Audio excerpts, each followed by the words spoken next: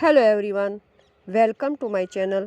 साथियों, अब तक हमने जाना कि बांझ सिरगाली सियाने चाणूर के कहने में आकर अपनी जेठानी के बालक बिल्लू की बलि दे देती है। वह चाणूर के जाल में ऐसी फंस जाती है कि वह उसके इशारे पर अनैतिक कृत्य करने को मजबूर हो जाती है। उसकी जेठानी करतारी अपने बेटे के न मिलने पर सदमे से ग्रस्त होकर पागल सी हो जाती है। उसके इलाज के लिए चाणूर को बुलाया जाता है। इलाज के नाम पर चाणूर के द्वारा अपनी भाभी को पिटते हुए देखकर करतारी का पढ़ा लिखा छोटा देवर चाणूर को वहां से भगा देता है। उधर कृपाल प्रमिला से दूसरी शादी कर लेता है। आइए जानते हैं छठे एपिसोड में क्या हुआ। मन पर लगे आघात से तन का पोर पोर जैसे टूटा रहा। कई दिनों तक कुछ करने का जी नहीं हुआ, इसलिए उसकी न करने की जिद पूरी होती रही। मजबूर होकर घर का कामकाज प्रमिला करने लगी। बोलचाल दोनों में बंद थी। कृपाल का अहम उसका मान मानो ताक पर रखने की फिराक में था, इसलिए आना तो दूर उधर झांका भी नहीं। किसी ने भी सिरगाली की खबर नहीं ली, मलाल दूर करने की कोशिश नहीं की। प्रमिला की वैमनस्य तक पहुंची बेरुखी को वह उसका घमंड और विजय का नशा ही समझ सकी। इसी कारण उसके भीतर प्रतिशोध के से भाव के साथ एक इनकलाब जन्म लेने लगा। और आज सवेरे की घटना ने तो भविष्य के प्रति उसकी बची खुची आस्था को ही टूक टूक कर दिया। कृपाल ने अप्रत्याशित रूप से घर की तालियों का गुच्छा उससे मांगकर प्रमिला को सौंप दिया, इस वक्तव्य के साथ कि जो काम धंधा करे, घर की देखरेख करे, जिम्मेदारी समझे, वही मालकिन। ले देकर एक यही अधिकार बचा था, आज वह भी छिन गया। पति की प्रवंचना और अपनी विडंबनापूर्ण दशा को एक सूत्र में बांधती खोलती, पेट में घुटने धंसाए वह बिस्तर में पड़ी रही। क्या इस ऐसे घर से बियावान अच्छा नहीं जो एक कैद खाने से बदतर हो गया है? सहसा उसके कान सचेत होकर बराबर वाली कोठरी से आते मंथर स्वरों पर केंद्रित हो गए। कृपाल प्रमिला से कह रहा था, चाबियों का गुच्छा न छीनता तो तुम्हारा रहना मुश्किल हो जाता, तरस जाती गुड़गट्टे तक से, और यह मुझे किसी भी तरह बर्दाश्त न होता। प्रमिला का स्वर इतना धीमा था कि सुनाई नहीं पड़ा। कृपाल फिर बोला, कौन कसर छोड़ी है इज्जत बर्बाद करने में? न जाने कैसी कैसी भद्दी बातें सुननी पड़ी मुझे। किसी ने हिजड़ी कहा तो किसी ने शाली के चरित्र पर कालिख लगाई। बात दबाने के लिए जहर का घूंट पीना पड़ा मुझे। यह तो अच्छा हुआ कि तुम आ गई, वरना जिंदगी मौत से भी बुरी होती जा रही थी। प्रमिला ने फिर कुछ कहा। संभवतः कृपाल ने उसका उत्तर दिया, सख्त नफरत है उससे मुझे। सच पूछो तो उसका हमारे बीच रहना अब फूटी आंख नहीं सुहाता, मगर करूं क्या? फिर प्रमिला की अस्पष्ट आवाज़, हाँ, यह तरकीब तो तुमने खूब सुझाई। मायके भेजकर ही भुलाया जा सकता है ससुरी को। इसके बाद एकाएक दोनों आवाज़ें आनी बंद हो गईं। हे विधाता! सिरगाली ने माथा खाट की पाटी में मारा। क्यों कर जिया जा सकता है इस घर में? कुछ ही देर के बाद कृपाल सिरगाली की कोठरी में आया। वह अनमनी सी एक औपचारिक आदर से उठकर बैठ गई। कृपाल ने उससे सटकर बैठते हुए पूछा, नींद आ गई थी क्या? नहीं तो यूं ही पड़ी करवट बदल रही थी। उसे अपने आगोश में लिटाकर कृपाल उसके सर्द बदन पर होले होले उंगलियां फेरने लगा। रह रहकर कामोत्तेजना दर्शाने वाली आहें भरकर मूछ आच्छादित होठ उसके निष्प्रभ गालों पर रख दिए। एक प्रगाढ़ चुंबन लेकर उसे अपने कठोर आलिंगन में बांध लिया, किंतु इस पर भी उसकी शिथिलता एक बुत की भांति अटूट बनी रही। उसके मंतव्य से अनभिज्ञ सिरगाली की समझ में नहीं आ रहा था कि उसे घृणा करने वाला अचानक उसी के प्रति अर्पित क्यों। मन के विरुद्ध यह कोई युद्ध है या शोध की छल नीति का कोई उपक्रम? कुछ भी हो, उसे लगा कि उसके कपोल चुंबन ने झुलसा दिए और देह स्पर्श के कांटों ने गोंद डाली।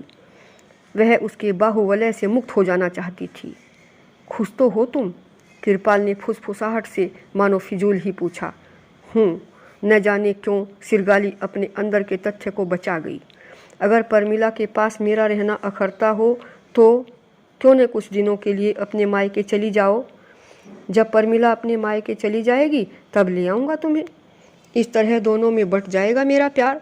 मन भी अच्छा होगा और मनमुटाव भी नहीं होगा आपस में। बात का मर्म समझने की कोशिश में सिरगाली का सांस जैसे थम गया। उसी की साक्षी दी कृपाल ने। और फिर तुम गई भी तो नहीं कितने ही दिनों से। तुम्हारी भाभी को लड़का हुआ तब भी न जा सकी। याद है मुझे कितना आग्रह किया था तुमने, कितना बुलाया था उन लोगों ने, पर मौका ही कहाँ था। अब जरा फुर्सत से हो, जितने दिन चाहो जाकर रहो। सिरगाली के भीतर एक विषैला धुआं सा भरने लगा। उसकी निरंतर चुप्पी से तंग आकर कृपाल ने बाहुबंधन ढीले किए। कोई जवाब नहीं दिया तुमने। रूढ़िग्रस्त मर्यादा को लांघकर अपने अस्तित्व की पृथक पहचान बना पाना सिरगाली के लिए संभव नहीं था। इसलिए मिथ्या अपनायत से समन्वय ही एकमात्र उपाय था। बोली, क्या जवाब दूं? धूल हूँ आपके चरणों की, चाहे माथे पर लगा कर रखो, चाहे ठोकर मार कर उड़ा दो। एक पल सोचकर कृपाल ने निर्णयात्मक कंठ से कहा, तो ठीक है, कल सुबह जाने का इंतजाम कर दूंगा। फिर किसी भी उत्तर की प्रतीक्षा किए बिना उठा। अच्छा, सो जाओ अब, परमिला जाग रही होगी मेरे इंतजार में। वो उस रात तुमने ही तो कहा था कि, और वाक्य को अपूर्ण छोड़कर चला गया। अभी तक तो सिरगाली को तिरस्कार का ही भय था, परंतु अब ठोर ठिकाने के भी लाले पड़ने वाले हैं। एक बार मायके गई तो समझो गई। विवाहिता का पितृगृह पर आश्रित रहना अपने आप को असहाय निरुपाय सिद्ध करना है। सही तो यह है, नारी की डोली जिस घर में आती है वहाँ से फिर अर्थी ही जा सकती है। हे सिरगाली, अब तू पति के लिए घृणा की पात्रा और सोत के किए बांझ अनुचरी से अधिक है क्या? संतान पाने की तृष्णा और समाज के तानों ने तुझे धकेल कर सियाने की प्रचंड वासना का शिकार बना दिया। उसी के षड्यंत्र में फंस अपने ही भतीजे की हत्या की। ससुर का महाकाल बनी, जेठानी को पागल और जेठ को आवारा कर दिया। कोई भी तो नहीं अपना, कोई भी नहीं जो अधूरापन भर सकता। इस बोझ की जिंदगी को लेकर यहाँ दिन काटने को तैयार भी हूँ तो चाणूर का खटका, वह दुष्ट पामर पाप का भांडा कभी भी फोड़ सकता है। तब गई घड़ियों तक वह अपने ही प्रश्नों में उलझी निष्कंप पड़ी रही। उसके समक्ष केवल दो ही रास्ते थे, एक मृत्यु देश को जाता हुआ और दूसरा जीवन की दलदल की ओर। एक पर चलकर सब बंधनों से छुटकारा और दूसरे पर चलकर मरना तो होगा, पर जीवित रहकर, क्योंकि वह कष्टों, आपदाओं और कुंठाओं से भरा होने के कारण दुर्गम्य है। अकस्मात उसकी सोच में एक विचार कौंधा कि पति, सोत और कुल की भलाई के लिए क्यों न अपने प्राणों का उत्सर्ग दे देना चाहिए। शनै शनै यह भावुकतापूर्ण विचार संकल्प में परिणत होता गया। इसके क्रियान्वयन के लिए वह उठी और कोठरी से बाहर निकल गई। पिछवाड़े वाले द्वार पर आई तो दो मनों से दहलीज को देखा। नारी आदर्श की यह सीमा रेखा त्यागते हुए हृदय में एक हुक सी उठी, परंतु अगले ही क्षण दृष्टिकोण ने पलटा खाया कि जिसके भीतर दुख और आकुलता का अदृश्य शिकंजा जीने नहीं देता, उसे त्यागना अधर्म नहीं। नव परिभाषित धर्म के सहारे वह चल दी, काली नदी की गोद में शांति पाने के लिए। पावों की गति से सिरगाली का चिंतन चलता जा रहा था। आत्महत्या से पूर्व मनुष्य का अंतर्मन नैसर्गिक वेदना से आप्लावित हो उठता है, किंतु उसकी संतप्त चेतना में सुखपूर्वक मरण के प्रति किसी अजानी बाधा ने भी आशंका का डेरा डाल रखा था। खत्तों के बीच से गुजरती हुई वह मरघट के सामने आई तो ठिठकने सी लगी। सियाना चाणूर, इस एक नाम की स्मृति ने उसके रोम रोम में कसैली अनुभूतियां पैदा कर दी। कहीं वह भेड़िया फिर मिला तो उसी दुष्ट के दिए दाग से छुटकारा पाने के लिए ही तो स्वयं को मिटाने जा रही है। वह चली जा रही थी कि तभी सामने एक मूर्त छाया दिख पड़ी, मानो अंधियारे का कालापन ही मनुष्याकार में सिमट आया हो। उसके कदम जड़ हो गए और तले की जमीन खिसकने लगी। मृत्यु के समीप पहुंचने वाले का भयभीत हो जाना ही जीवन तृषा का एक सबूत था। क्षण भर में ही वापस लौट जाना चाहा उसने, लेकिन वह काली छाया तब तक बिल्कुल निकट आ चुकी थी। भयातुर होकर वह हकलाई, कौन? घबराओ नहीं, मुर्दों की इस बस्ती में तुम्हारे पति के अलावा और कौन हो सकता है? ओह तुम! चाणूर की कटीली आवाज ने उसमें घृणोद्भूत क्रोध भर दिया। क्यों आए हो मेरे रास्ते में? जिंदगी तो बिगाड़ ही चुके, कम से कम अब शांति से मरने तो दो। चाणूर विस्मित हुआ। तो मरने जा रही हो तुम, लेकिन क्यों? हट जाओ सामने से, गुस्से से थर्राई सिरगाली। अगर कृपाल ने तंग किया हो तो उस पर ऐसा मोहिनी मंत्र मारेंगे हम कि तुम्हारा पिछलग्गू बन जाएगा बेचारा। बाजीगर के बंदर की तरह नाचेगा तेरे इशारे पर। अगर अल्हड़ सोत ने सताया हो या किसी और ने कुछ कहा हो तो उससे जिंदा रहने का हक छीन लेंगे। क्या नहीं कर सकती तंत्र शक्ति, मगर कारण तो बताना ही होगा मेरी जान। कारण है मेरी इच्छा और तुम इसे बदल नहीं सकते। क्षमा कर, आगे से हट जाओ, मुझे जाने दो, मैं मरना चाहती हूँ, मरने दो मुझे। विनत भाव से सिरगाली ने चाणूर के सम्मुख हाथ जोड़े। तुम रुष्ट हो शायद। उसकी कलाइयाँ पकड़ी चाणूर ने। कहीं उसी अभिलाषा के प्रति शंकित तो नहीं? अगर ऐसा है तो विश्वास करो, संतानवती हो जाओगी तुम, मेरे औरस से माता बनोगी तुम। सिरगाली निर्वाक माता बने या मौत वरे, क्या करे? अगर कृपाल तुम्हें पसंद नहीं करता तो इसका मतलब यह नहीं कि अपने मूल्यवान प्राणों का अंत कर दो। इससे तो उस धोखेबाज की राह का कांटा ही दूर हो जाएगा। मृत्युवरण के लिए दृढ़ प्रतिज्ञ सी सिरगाली अपने हाथ छुड़ाकर जाने लगी तो चाणूर ने रोककर धर्म का वास्ता दिया। तुम इस जीवन को यूं ही नहीं खो सकती, क्योंकि जिस कल्याणकर्ता ने यह जीवन प्रदान किया है, इसे लेने का भी अधिकारी एकमात्र वही है। उसका अधिकार अपने हाथ लेने की चेष्टा भी नरक के द्वार पहुंचा देगी। ऐसा न करना प्रिय, वरना शिव सत्ता में घोर अपराधी बनकर चिरकाल तक दुखदाह में जलती रहोगी। मेरा मतलब तुम्हारे आत्मा को शांति नहीं मिल सकेगी। इसलिए अच्छा तो यही है, इस दुनिया के दुख दर्दों से घबराने के बजाय वीरता से उनका सामना करो। जो जूझना और जीतना नहीं जानता, सुख से जीना क्या जान सकेगा? न चाहते हुए भी धर्म भीरू सिरगाली जाने क्यों उसकी बातों को ध्यानपूर्वक सुनती रही। चाणूर ने अपना प्रभाव महसूस किया। क्या नहीं पूछोगी? तुम्हें क्या करना चाहिए? खैर मत पूछो, हम फिर भी बताते हैं। न्याय कहता है प्रेम का बदला प्रेम, नफरत का बदला नफरत, अपमान का बदला अपमान, विश्वासघात का बदला विद्रोह और विद्रोह का बदला संहार होता है। सिरगाली के मुख से अनायास निकल पड़ा, लेकिन विद्रोह करके मैं रहूंगी कहाँ? ओह, तो विश्वासघात हुआ है तुम्हारे साथ। कृपाल ने जरूर अपमान किया होगा नफरत से, पर तुम्हें कैसे मालूम? उसकी विज्ञता पर सिरगाली भौचक्की रह गई। भोले बाबा की अनुकंपा से। फिर चाणूर ने लक्ष्य भेदक बाण संथाना। देखो सिरगाली, नारी की सत्ता नर की जन्मदात्री सत्ता है। कठोर से कठोर नर उसी के अंक आंचल में खेलता है, उसी के पयोधर चूस चूस कर पलता है, उसी की उंगली पकड़ चलना सीखता है।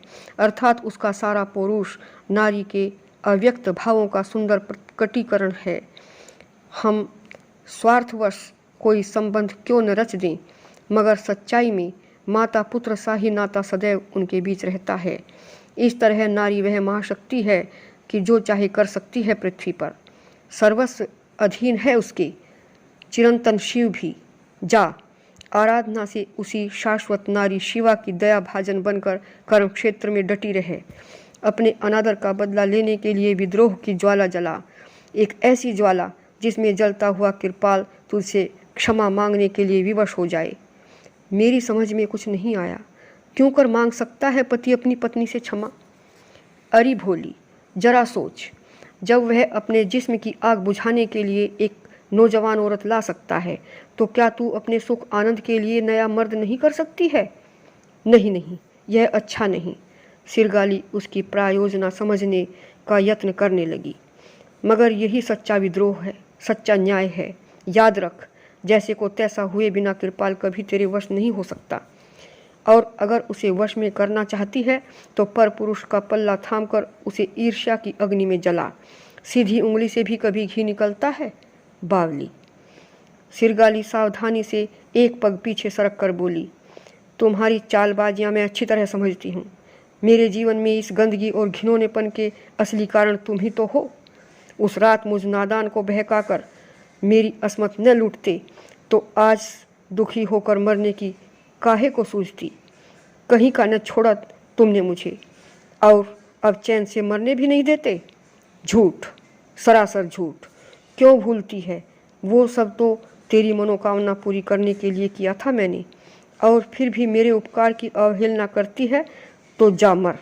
लेकिन जाने से पहले एक सच्चाई और सुनती जा। तेरे मरने के साथ वह समाज नहीं मरेगा जिसका तू घटक है, जिसमें तू जीती है।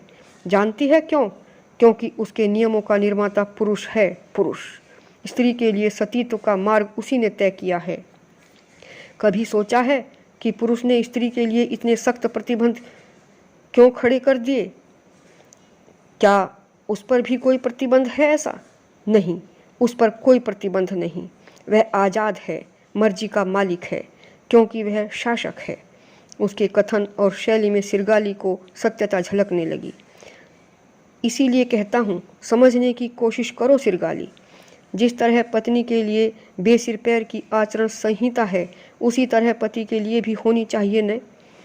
उसके भीतर भी अपने पद की धर्मिता का वैसा ही शुचिभाव होना चाहिए जैसा कि स्त्री को मानने पालने के लिए विवश किया गया है। पुरुष समाज के प्रति एक पुरुष की कट्टर आलोचना का कूटनीतिगत अभिप्राय समझे बिना सिरगाली उसकी बातों के व्यूह में फंस गई। सशंक प्रश्न किया, तो फिर स्त्री कर ही क्या सकती है? नारी मनोविज्ञान से परिचित चाणूर ने अतीव आत्मीयता से उसके कंधों को पकड़ा। पति अगर पत्नी पर अविश्वास करता है तो पत्नी को चाहिए कि वह भी पति पर विश्वास करना छोड़ दे।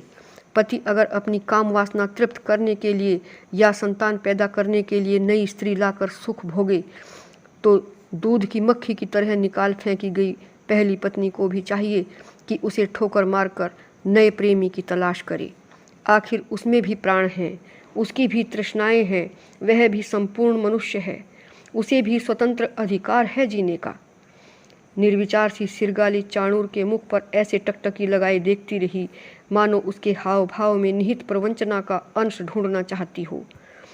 इतने में बात बनती जानकर चाणूर ने उसकी कमर में बाहुव्रत डाल दिया और सस्मित कहा, सिरगाली, तुम अपने उद्देश्य में सफल होकर अपनी ही नहीं नारी समाज का भी सिर ऊंचा करोगी। लो, चाणूर को तुम्हारा महाप्रेमिक बनाकर भगवान शिव ने तुम्हें शरण लेने की आज्ञा दी है। याद करो, यूँ भी तुम मेरी ब्याहता पत्नी हो और मैं तुम्हारा पति। अग्नि को साक्षी मानकर 7 फेरे लिए हैं और सदा एक तन मन होकर रहने की सौगंध खाई है हमने। आओ उन्हें पूरा करें, नहीं तो कोप दग्ध शंकर प्रलय का तांडव कर उठेंगे। भारी अनिष्ट होगा, सब विनष्ट हो जाएगा। अनिष्ट? मरण आकांक्षिणी अनिष्ट भय से कांप उठी। शत्रु की तलवार से जूझकर बचने वाला अपनों की एक अनापेक्षित कठोर बात से भी ऐसा घायल हो जाता है कि प्रतिशोध लेने के लिए अवसर तलाशने लगता है। इसीलिए तो कृपाल के दुर्व्यवहार से चिढ़ी हुई निराश सिरगाली सियाने की दुष्चरित्रता को भूलकर उससे प्रेरित होने लगी। विवश सी बोली, पता नहीं क्या जादू कर दिया तुमने मेरी बुद्धि पर। कुछ नहीं सूझता कि तुम किधर ले जा रहे हो और मेरा भला कैसे हो सकता है। कुछ नहीं समझ पा रही हूँ मैं। चाणूर होठों ही होठों पर खिलखिलाया, प्रणयी सा बोला, समझने की कोशिश भी मत करो प्रिय। जब तक यह शिवभक्त तुम पर आसक्त होकर तुम्हारे साये की तरह साथ खड़ा है, तब तक इसकी बुद्धि का पूरा उपयोग करो। इसी में कल्याण होगा तुम्हारा। और मरने का तुच्छ विचार छोड़कर मेरे साथ जीने के लिए आओ। मैं तुम्हारे सारे क्लेश ओढ़कर आनंद और संतोष का ऐसा संसार सौंप दूंगा जहाँ तुम साम्राज्ञी बनकर रह सकोगी। यकीन मानो, तुम पार्वती हो मेरी। मुझे देखो, क्या मैं तुम्हें अपना शिव नहीं लगता? और उसके लोचनों पर इस प्रकार उंगली फेरी जैसे कोई दृष्टि भ्रामक पदार्थ लगा दिया हो। शिव? सिरगाली ने उसे गौर से देखा। सम्मोहन के कारण लगा कि वह सचमुच पार्वती बनकर अपने शिव की सुखद छाया में शरण पा गई है। हाँ पार्वती, मैं ही तुम्हारा शिव हूँ, जिसे पाने की अभिलाषा में जन्म जन्मांतर तपस्या करती रही हो तुम। आओ, अब हम एक होकर सभी कुछ भूल जाएं। और उसे वक्ष से लगाकर चाणूर ने ऐसा प्रगाढ़ आलिंगन किया कि ठंड से ठिठुरती उसकी देह में काम उष्णा के संचार से आनंद की अनुभूति का प्रादुर्भाव हो गया। कुछ पल यूं ही आलिंगित रहकर सियाना उसे कुटिया में ले गया। फिर कोई नहीं जान सका कि वहाँ प्रेम रूपी दुर्वासना का कैसा तूफान उठा। साथियों, अगले एपिसोड में देखना है कि क्या सिरगाली अपने पीहर चली जाती है और धूर्त चाणूर उसके साथ और क्या क्या खेल खेलता है।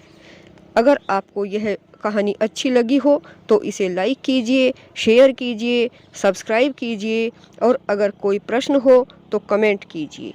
पूरी कहानी सुनने के लिए धन्यवाद। नमस्ते।